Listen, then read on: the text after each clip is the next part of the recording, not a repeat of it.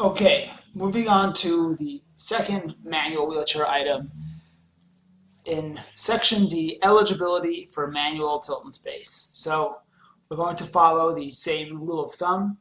Patients who are unable to get around their home for basic mobility related activities of daily living. They are unable to use a cane, walker to get from their bed to their kitchen. Patients who are unable to walk and require a wheelchair.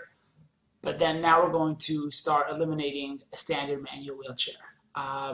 Because as we go through equipment, whenever we recommend expensive equipment, we need to justify and explain why the less cost item, meaning the cheaper mobility device, i.e. being a cane, walker, or manual wheelchair, a standard manual wheelchair would not be appropriate. So for the K5, for the ultra-lightweight wheelchair, we'd have to explain why the patient wouldn't be able to self-propel a standard manual wheelchair. Now we have to explain why a standard manual wheelchair will not be sufficient for the patient. Now, if the patient is what we consider a dependent mobility user, meaning somebody will be pushing the patient in the wheelchair, we need to explain why they cannot use a standard K0001, which is your standard off-the-shelf heavy wheelchair designed to have a beneficiary sit in the chair and push them in the chair. So we need to explain, can the patient perform an upper body weight shift due to physical or cognitive deficits? Sometimes you may have a patient that can physically do something, but due to cognitive deficits, they require cueing, their sensation is impaired, their awareness is impaired, their motor planning may be impaired, where they don't understand what they need to do and how they have to do it. They may have the physical strength, but they don't have the ability or the know-how to continue readjusting their weight throughout the day. In any event, these patients are at risk for developing pressure ulcers, and we want to make sure we're putting them in an appropriate seating system where we can facilitate pressure relieving activities by putting them in a tilt and space, for example, and changing their center of gravity to offload the pressure. Another thing would be need to manage tone.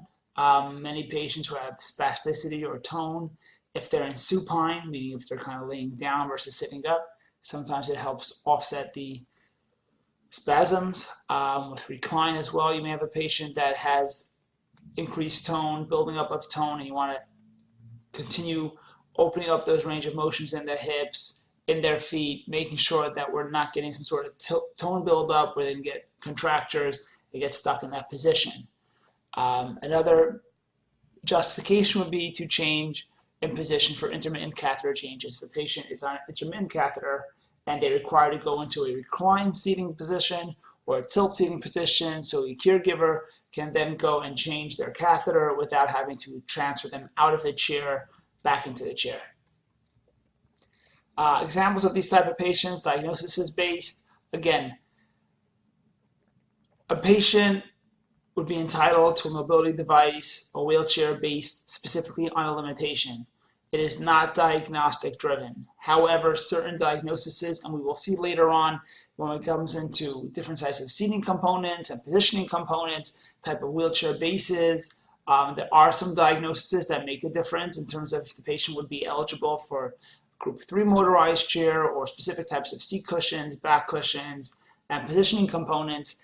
The idea of a patient requiring a wheelchair, requiring tilt or recline seating system, that is not based on a diagnosis, but rather based on a physical limitation that the patient is unable to accomplish on their own. They therefore require some sort of mobility device, assistive technology to help them throughout their day.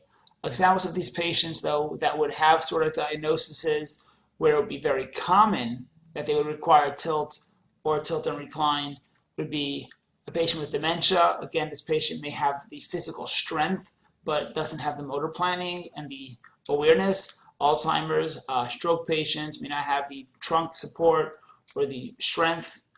Parkinson's, arthritis, these are patients that also different diagnoses that cause different sizes of weaknesses, impaired motor planning, tone, etc. See manual wheelchair base LCD pages 3 to 6 to get a better understanding of the eligibility for manual tilt and space. We now move on to the third category, the eligibility for a power wheelchair. Power or motorized wheelchair, same idea. Just to note, there is, and in regard to eliminating less expensive equipment, I'll go through it right now.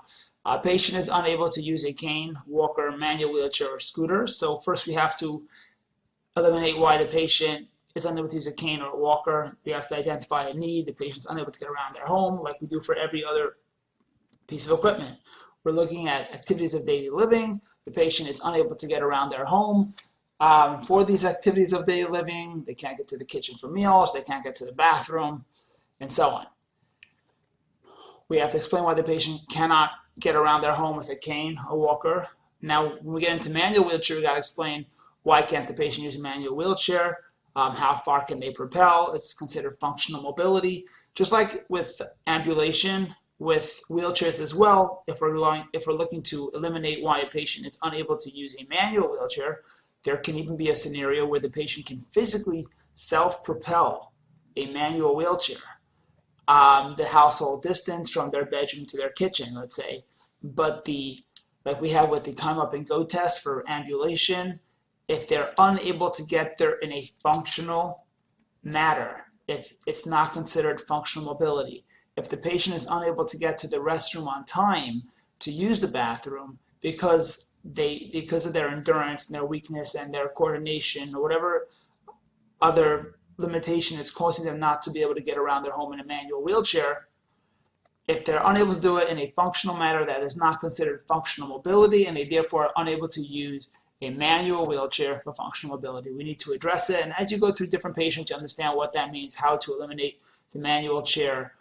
Medicare, as our primary insurance that we look to in terms of requirements and guidelines, and the other insurances follow behind it, wants to know what happened when it was trialed. Could the patient propel at all? Could the patient propel 5 feet, 10 feet? How long did it take, etc. Then there's something called a scooter. Now the scooter is not a custom motorized chair. It is the lesser expensive in the power mobility devices, but it is not considered a power wheelchair. So there's three terminologies that could be used. One is called a POV. POV stands for Power Operated Vehicle. This stands for a scooter. If a doctor would prescribe for a POV, you are unable to then send a detailed product of a motorized wheelchair because that means scooter. PMD, Power Mobility Device, that can either encompass a scooter or a motorized wheelchair. PWC, Power Wheelchair, means motorized wheelchair, not scooter. But going through, that's just a side note, something that'll come up a few times. It's good to know that a scooter and a power wheelchair, different items. In order to get to a motorized wheelchair, we need to eliminate a scooter. When we talk about power mobility devices, we need to make sure we're being either motorized wheelchair specific or at least not eliminating motorized wheelchair by saying POV. In order to eliminate a scooter, there are usually two basic reasons why you would eliminate a scooter and move on to a motorized wheelchair.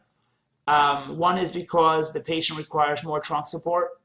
The scooter doesn't offer that much posture support. It may be difficult for the patient to transfer on and off a scooter or be able to maintain upright position and reach out to the steering tiller to operate the chair. These are reasons you can write why a patient would not be able to use a scooter and therefore required a motorized wheelchair. Another reason is because, like we've mentioned many times, the reason why the insurance provides motorized or any sort of equipment for a beneficiary, any mobility device, is for primarily indoor use so the patient is able to accomplish their activities of daily living in their home. The turning radius of a scooter is a lot wider than that of a motorized wheelchair. Like we explained before with motorized wheelchairs, especially with a mid-wheel drive, you can do a full 360 without taking up any more space in the hallway or in their home because it turns exactly on its own axis.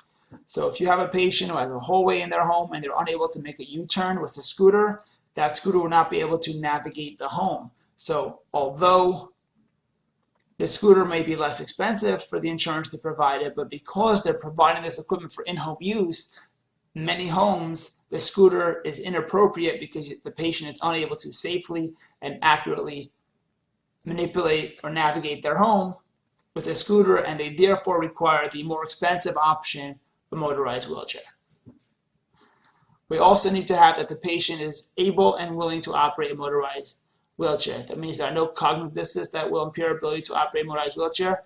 And there's also the will to operate a motorized wheelchair. If a patient does not want to use the wheelchair and is not motivated to use it, we cannot provide it. The patient has to be able and willing.